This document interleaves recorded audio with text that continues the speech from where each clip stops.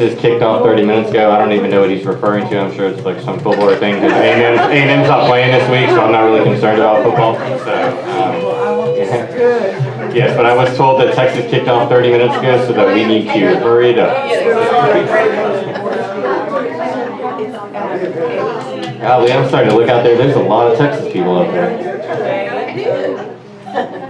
1, 2, 3, 4. So, all right. So we'll get back to it. So this one's going to be a pretty easy one. We have a proposal from the Leopen Apache. We're getting back to it. Yes. Here it is this time. All right. So we have an ask, really, a proposal from the Leopen Apache to set up a, well, they're going to bring out their teepees, and I think this is and maybe if Ms. Hodges is still around, she could help us understand the ceremony that the Leopen Apache do during the holiday season. They've done it in their yards in town, but they basically set up their teepees, and then they have figures inside of the teepees. Is this their elder celebration? Is that what it's called? When I approached them as in, this is last minute, we would appreciate you considering it, and so I left it up to them, the best thing they could do. Two separate things. So that's for the tours. This is during Christmas when they set up. If someone else knows better, please speak up. I don't know about that. Okay, so go ahead. I was walking the other day and ran into Anita Naya, Mhm. who I think is who you're talking about. Yes. Richard Gonzalez. Yes. Yes. And we walked together, and it sounds like there's 3 teepees that they go around and they set these up, like I think they're going to be in Harlingen, and they go around and do this, and they would like for I don't know, Fallon talked to them, or they would like more of the community to see it, the children, all of that, and they would light up, so they would. Yeah, they light the teepees up from inside, so at night you can see the figures inside of the teepees. Well, they've asked the board if they could do this out by Rendezvous Park. They're going to be doing it in Rendezvous Park, and they'll have 3 teepees set out there, and they'll be basically holding things inside the teepees, but the teepees they'll be very well lit from the inside.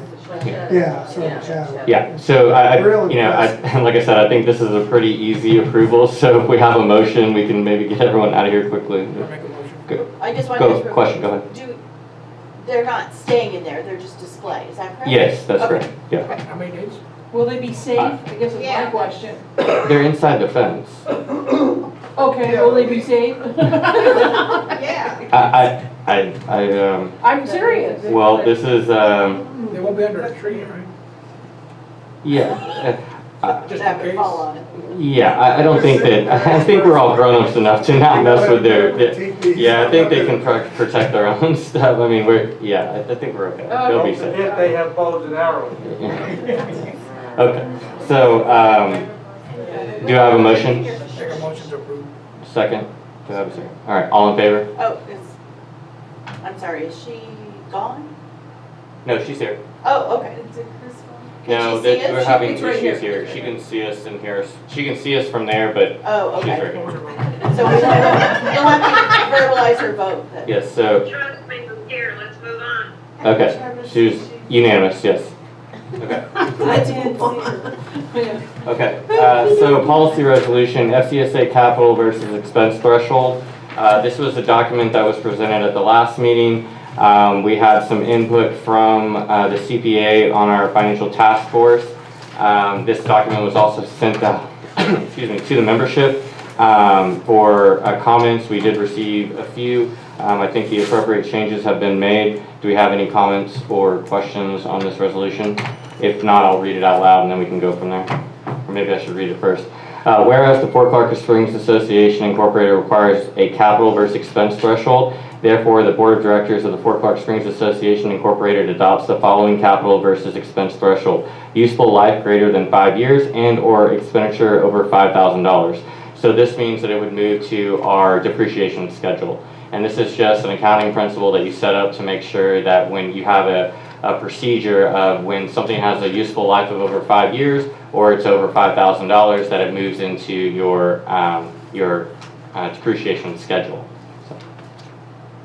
Any questions from the board? Comments? Chris? No? Okay. Comments or questions from the membership? No. Okay. Do I have a motion? I make the motion. She's making the motion. So we have a motion. Do we have a second? I'll second. Okay. All in favor of approving the FCSA capital versus expense threshold? Unanimous? Should go to this. The second policy resolution we are considering is the FCSA capital budget starting fiscal year 2023-2024. So that would not be this year, that will be the next fiscal year starting in October of 23. Capital budget, you said? FCSA capital budget, that's correct. We currently approve a operational budget in September. It doesn't have the word capital on the little agenda. Oh, I'm sorry, I'm reading off the resolution, so that's my mistake on there. So whereas the Fort Clark Springs Association Incorporated Executives Officer is expected to prepare an operational budget for each fiscal year, including a capital expenditure list for board approval. Therefore, the Board of Directors of Fort Clark Springs Association Incorporated requests the Executive Officer, from the Executive Officer, a list of FCSA capital expenditures budgeted starting fiscal year 2023-2024. That does not mean we will not have one for this year, but in order to get it in line where you have a operational and a capital budget next year, we're requiring it next year. That does not mean that we will not have one this year as well. So, I have a quick question. 1 second. Wait. Somebody's phone is vibrating. Oh, okay, that's a phone. I was like, where's the marching band coming from? Go ahead. And I meant to put this in to say something before, but we're raising our assessments or deciding what to raise our assessments before we have the next year's budget and such. I mean, can we look at that, at least maybe adjust this down the road? We've addressed this down the road? Adjust it down the road to where we're making our budget and our capital expenditures before. Yeah, so, that's an interesting conundrum of the way that it's been put together by our organizing documents. So it's very vague in the where it talks about amending the assessment price.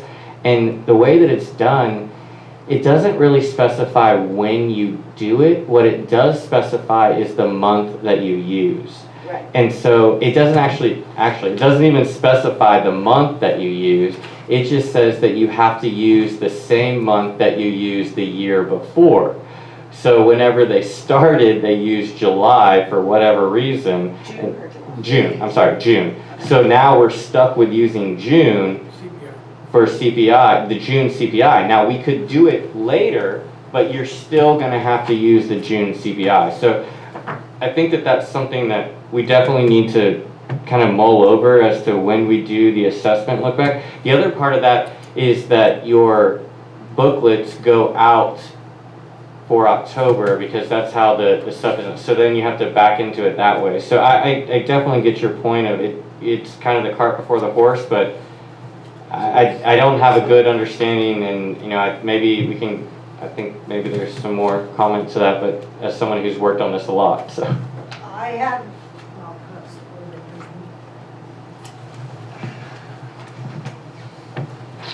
I'm guessing I misunderstood what you said. You want to do the budget before you do the assessment? Yeah, so if we're budgeting for next year, we're budgeting, capital expenditures, what we know is coming up. So you're figuring that out, whereas we're saying, okay, we're gonna raise the assessments, but we don't even have anything to base.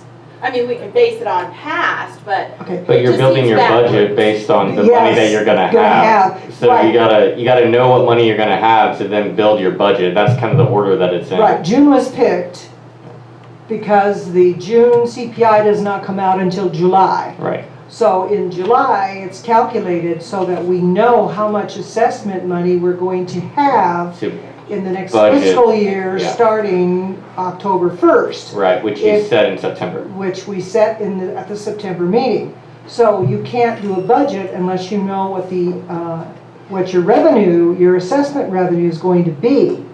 And then you base that budget on that assessment Right. revenue. So that's logical. Yeah. Otherwise, if you try to do the budget and then you raise the assessments, your budget doesn't account for the assessment increases. Right. And But if that, you're not looking at your budget and your expenditures, then you don't know, like, well, but you can do a look Yeah. back at, you know what you spent, you know what you have that's coming up on your depreciation schedule, and that's why you're trying to set this capital That's right. budget, so that you know what is going to be falling off for the next year, and what money you should be bringing in, and what money you should be spending. Now, hopefully you set your capital budget and you don't have those expenditures, and that money just goes back into the pool, but you already know what it is, and so you have a look back on your expenses, and expenses are relatively, I mean, we've been pretty spot on so far, so it is kind of a mind, deal, but Once you get your reserve study done, the capital budget's relatively It's- set. yeah, I mean, this is simply to state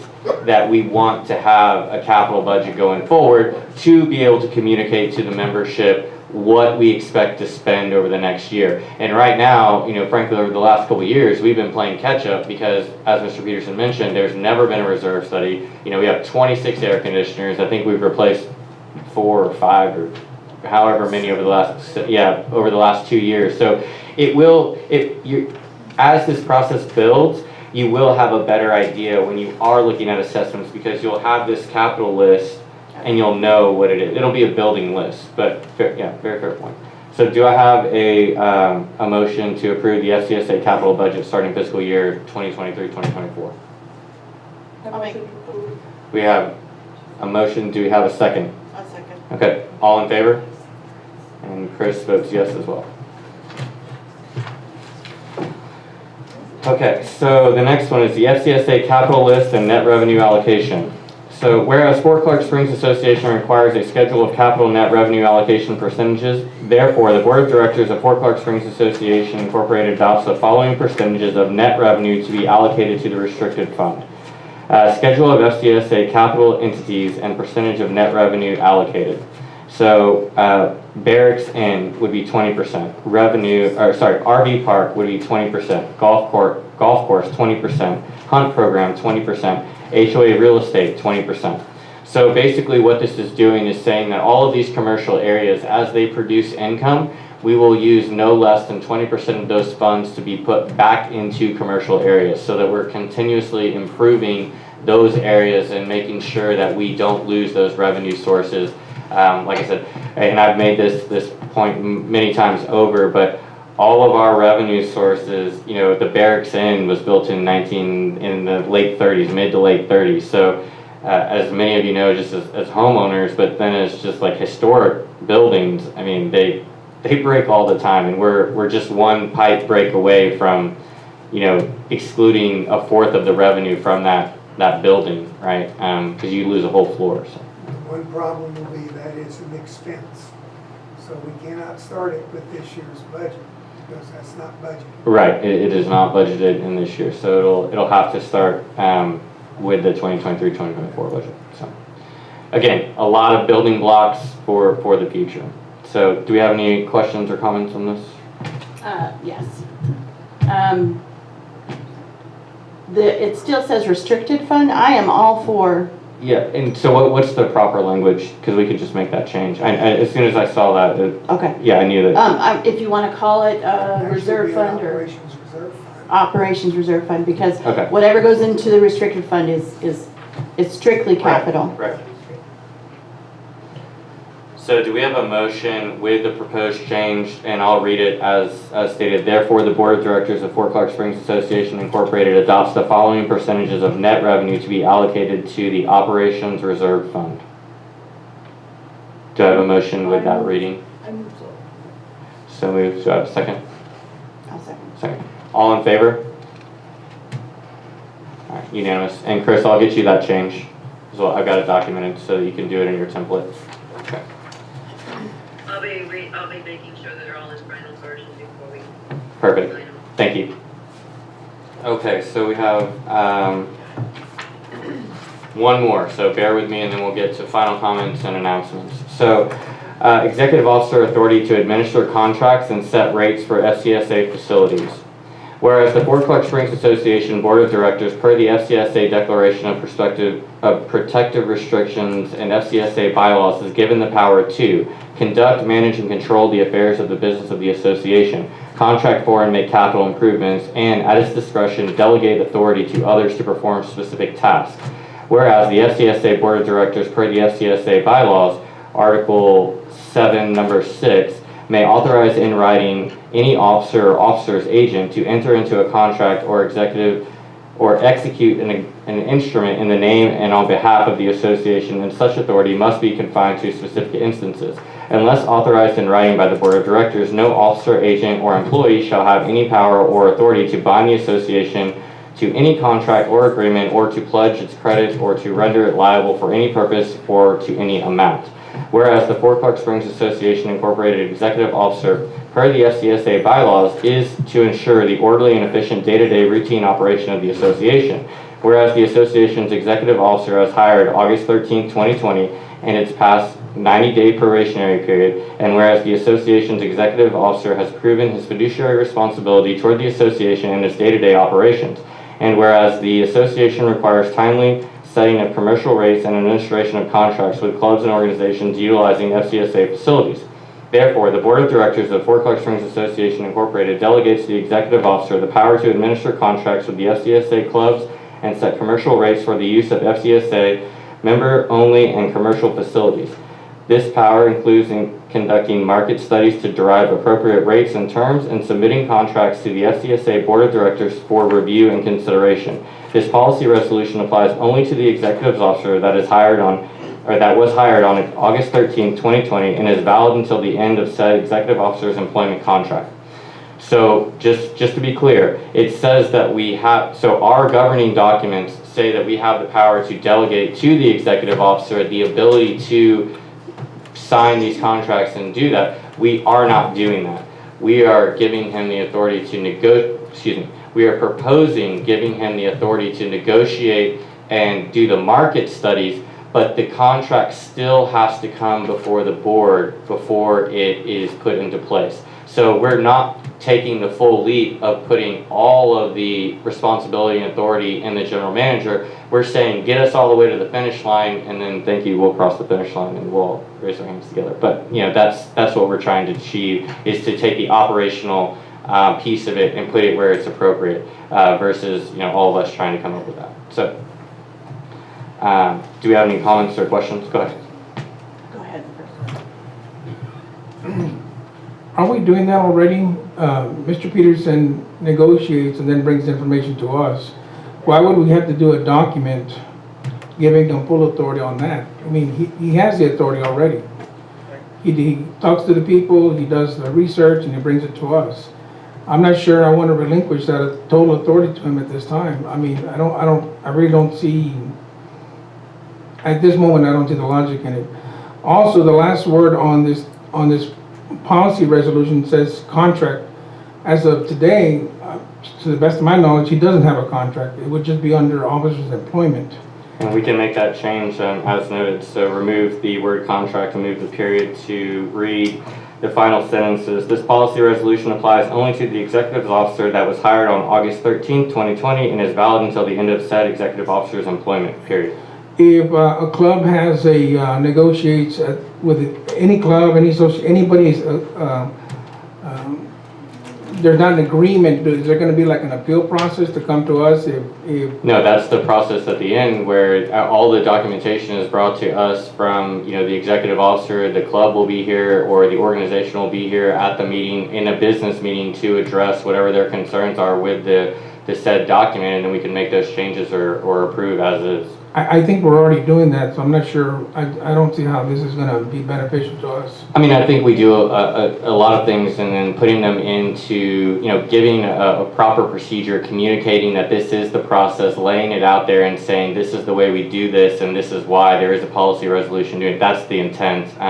Yes, you're correct. A lot of this is something we already did. Chris is motioning that she'd like to say something. Go ahead. I would say all we're trying to do is make sure that it's formalized. Yes, just formalizing the process. That's all. Yes. We may all be doing pieces of it, all of it, but this formalizes the process. Yeah, this is just putting it in writing, stating like this is how this is gonna work and this is what we expect. And just so if there's any organization that has a question, there's something that we can refer to say this is how we do it. So that's the intent. I would like to say I struggle with that for the clubs and the organizations using the facilities. I know this is only set for him, but I think that that's our responsibility with the membership to have those, to meet with them, to negotiate personally. And I've had a lot of feedback from a lot of members that don't want to see it go the other way. Okay. Was there any letter sent to us saying anything contrary to that? I mean, everyone received the documents that were sent in by the members in the comments. I know that there was some question as to why this is being done, and I think we just stated, you know, to formalize the process. That was the concern that I saw. I don't recall any other, but you received the same one, so if you have one specific that you're mentioning or thinking of, then please let us know. Yeah, Well, I thought there was one, but I have if I recall correctly, there was a member that said not to give him that authority. No, yeah, there was a single statement, and I think that statement was clarified. That the statement, I believe, was that it was a short sentence that basically said "watch giving power to GM" or something like that. But I think when clarity after that, is mentioned that you want to be specific as to which GM you're talking about, and don't give it to the GM as a position, but to the specific GM that you have confidence in, and that has gone through the 90-day probationary period, who's shown the fiscal responsibility and the ability to administer these contracts going forward. So I think that was the intent, but I could be wrong. That's how I took it. Do we have any comments from the membership? Aren't you glad I came? Yes, always. Negotiating contracts, the precedent is that is part of the daily operations of the fort.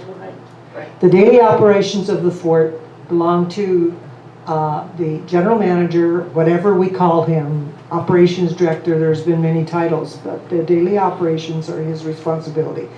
It's listed in his job description, and we have gotten in trouble in the past when the board tries to interfere with or become involved in the daily operations of the fort. So if you're going to do that, you're crossing the line of our document, our bylaws and our declaration. So, and historically, it has been the general manager that has done the negotiations for the various clubs and groups, and successfully so, but it always comes back down to the board to make the final decision as to whether to approve that contract or send it back to the manager to reevaluate and to maybe reconfigure whatever contract there is. So I think you're kind of stepping on dangerous ground here when you're starting to get into the daily operations of the fort. Ms. Hagan, I totally agree. Thus, we don't need the resolution. I think if you want to do anything, if perhaps it belongs as part of if you're trying to just pin it to this particular general manager and you feel a resolution is necessary, or you need it to clarify that it's part of the daily operations of the fort, then a resolution might be appropriate, but otherwise it may not be necessary. Yeah, I think it's part of the communication process, to being able to talk to a club or to a member or to an organization and say, where they say, well, where does it say that's your process? Right here. That's where it's, yes, sir.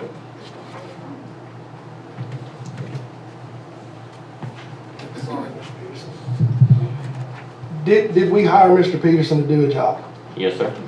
Do we have a job description for Mr. Peterson? There is a job description that was signed when he came on board, yes. Then there's no resolution needed. He has to follow that job description, or Texas is a right to work state. If he doesn't do his job without a contract, he could be fired today. So in my opinion, membership can correct me if I'm wrong, there's no reason for a resolution, because Texas being a right to work state, he has a job description. We're paying him to do a job. If he doesn't do that job, he could be terminated at any moment. And I think he understands that. A resolution is only going to say, where's the documentation? Well, we have it. but you also have it in that job description as well. Like Miss Sandy said, that's a slippery slope when you go to creating two documents, because you have one job description, then you have a resolution. Like you said a while ago, that's the way you took it. It's all about perception. If you stick to one document that says this is his job description, then you already have that resolution. You don't need anything else. So then that would require us to go back and look at the job description to put this into, if we wanted to formalize this, we would then have to go back and adjust the job description.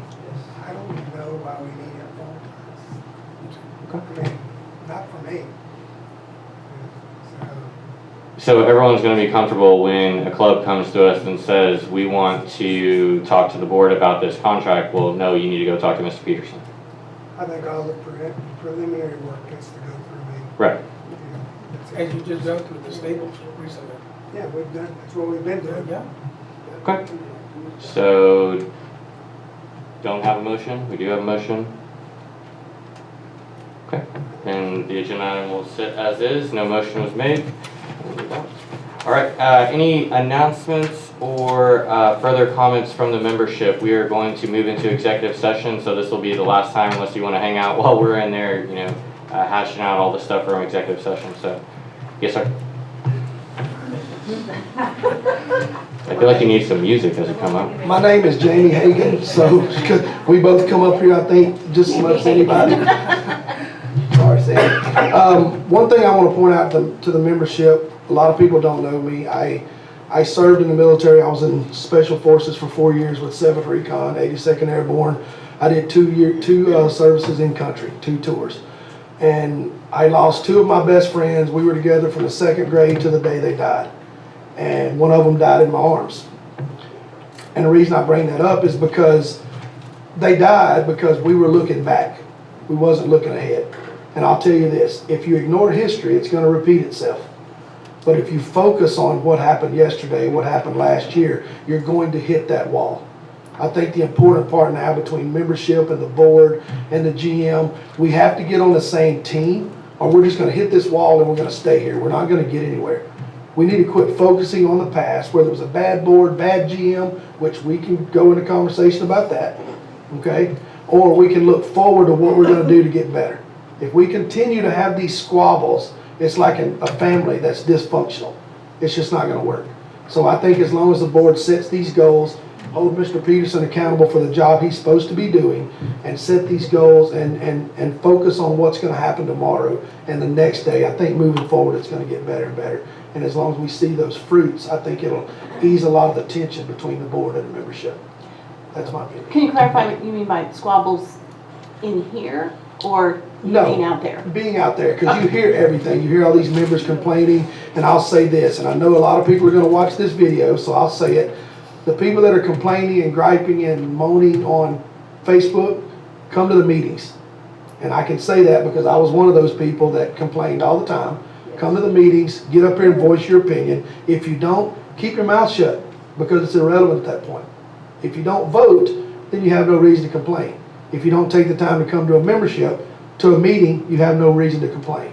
Just my 2 cents. Thank you for coming.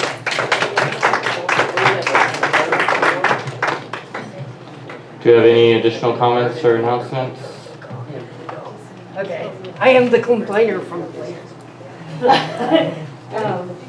For everybody knows who I am. State your name, I don't know. Your Beth West.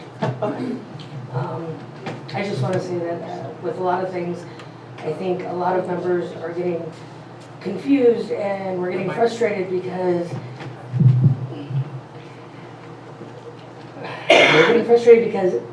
every time we turn around, all we hear is all this money that's going out. All this money that's going out. We have trees and everything that are coming in where we already need so much cleanup from the dead trees that are out there. And, yes, if we plant those trees this November or next November, really, in the grand scheme of things, the only thing we do is save that money in case something happens. I run my home. That's how I do my bills. I don't go out and blow a bunch of money on decorations if I think that, the air conditioner may need replaced. and everything. And I think a lot of times, you know, when money is just thrown around like that, I mean, you know, a lot of people start losing trust and faith in this, and that's not right, you know. But that's all I had to say. I'll go sit down and shut up. Can I? So just go ahead. Okay, I just wanted to say that I appreciate you stepping up. I know, you know, it's hard when you when you feel like, I hate that. I agree that I think we could do better on communicating the information, the positives of what is happening, the details on a lot of things that just aren't getting all the way out, and it is confusing. But as far as the, you know, throwing money around, I do think we need to be very responsible, but we are moving toward the reserves that holds that money aside for those things. So it's like, well, we're going to fix this, but we still have this in reserve. So, Priorities, I guess, Yes. is what I'm saying. and we could do a better job of setting, of sharing goals and. We raise assessments so that we can do things, you know, so we can put money in the reserve. And meanwhile, we're, you know, just, there's no guarantee on these trees. Right, and the trees will be done through private funds. Right. Some of them, I mean, hopefully all of it. No, we're getting it all. Trust me, we're getting it all. So there's no two ways about it. We're gonna get all that money for the trees. So, yes, ma'am. I'd like to address, I'm Constance Kilgore, and I'd like to address a little bit what Beth was talking about, because I watch Beth on whatever the Facebook page is, and one thing I've noticed about that site and the people who are talking on it is I don't think any of them are volunteering, and we have so many opportunities. Wait a minute. We have so many opportunities to volunteer on, I mean, it's amazing, on this fort.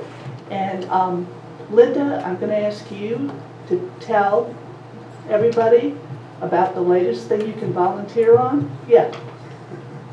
We'll get that in the announcements. I'll give you some time for that in a moment. Okay. Yeah. So I just want to finish member comments before we go into that. You said no more member. Okay, go ahead. Owen. I just wanted to announce that the Wednesday morning coffee for the girls has started back up. Well, they've always been going, but they're really started up again, and I'm so proud of them. They have men there too. But the girls? Well, occasionally the guys come in and they're running for office or something. But Mr. Peterson and Alicia, we've organized a new cavalry brigade.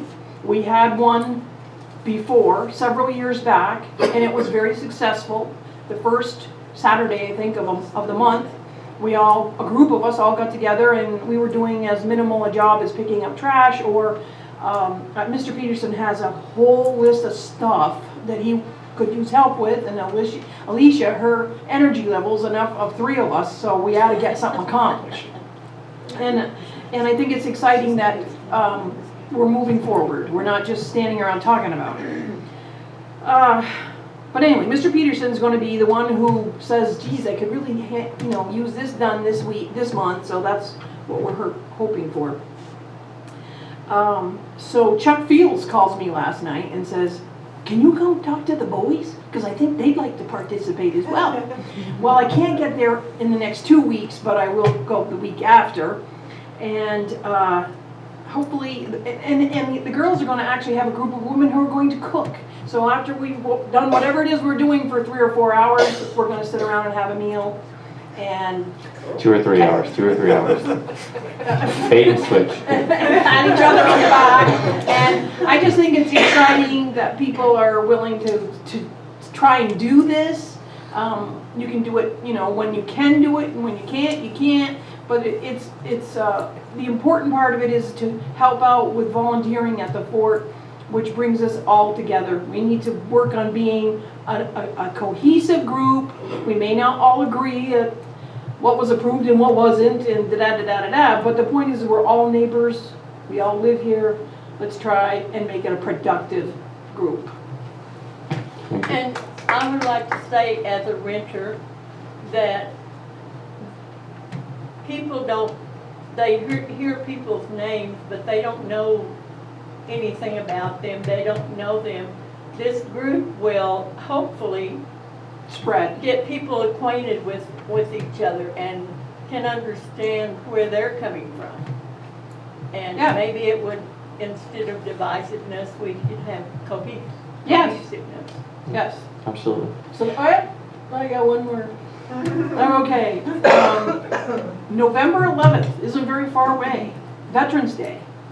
And I wanted to get you guys aware of the fact that in January, we nailed down a color guard, a real one. Now, they're students, but that's okay too. They're coming from Uvalde. They will be invited to the luncheon with the Historical Society, and they will do their presentation.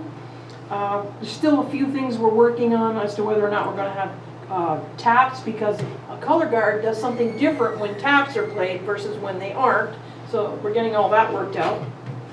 There's also a brand new color guard that's being established in Bracketville with what year of school? High school? In high school, Yes. Robin. Wanda's daughter-in-law is starting a color guard, and we'd like to invite them. I don't think they're very far into it, but I'd like to have them come and see a high school doing this, so that it's a learning process for them. Hopefully in time, they'll be able to do it for us. So I just, and then I'm trying to coordinate it with the American Legion, and, there's several, but I wanted you to know that it's coming. November 11th is a Friday. So hopefully we can get as many people involved out there on the field. It's a federal holiday, it's Veterans Day. Yes, but I'm just saying, get as many people as we can who are interested in attending. I do not. Not yet, it's still, but we will get it out in the dispatch. More details to come. Yeah. I just want to say one last thing. I know I've spoken a lot. I want us to have as many volunteers as possible, because I think it's an awesome way to know the fort and get to know people. But I also have a tendency to see where if you don't volunteer, you don't count. And I don't think that's an attitude we should have. Not everybody is here. Not everybody has the right kind of shift. Most of the work is done during the day. I mean, there are lots of reasons, lots of kids, and I mean, this place is for all of us, and we need to all, accept each other wherever we're at and whatever we're doing. So that's my hoorah. Thank you.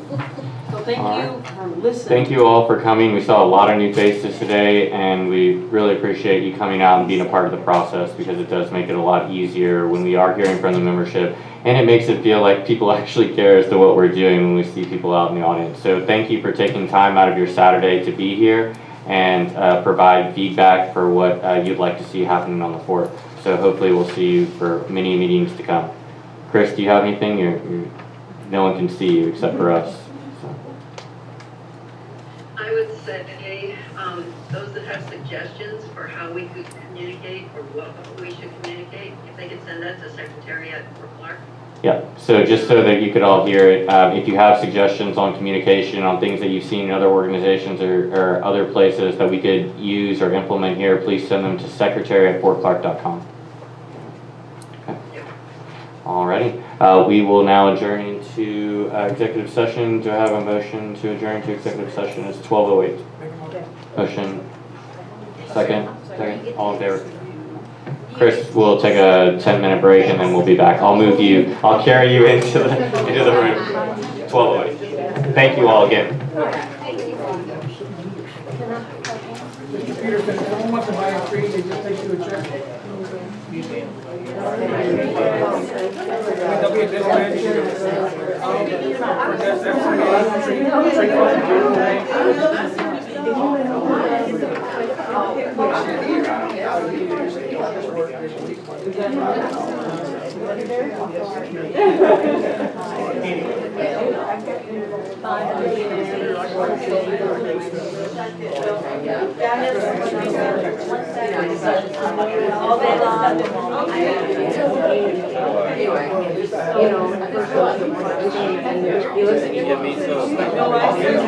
Yeah, but you did.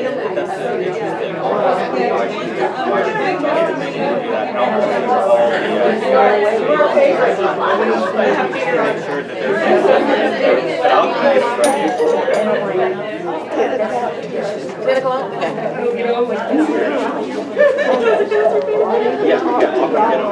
So if I just don't get them Monday, that's okay. I'll reach out to you in the week.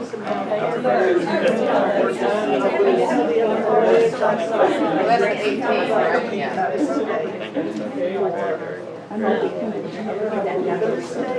We're number 49 out of 15.